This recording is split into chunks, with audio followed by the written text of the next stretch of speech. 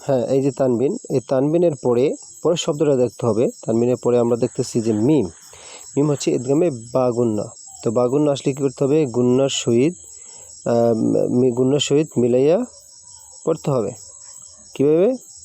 নুন মিম পেশ নুম, নাকে নিতে হবে। নুম নুম মিনাল্লাহ। এখানে আরও একটা আমরা নিয়ম দেখছি এই নুন সাকিনের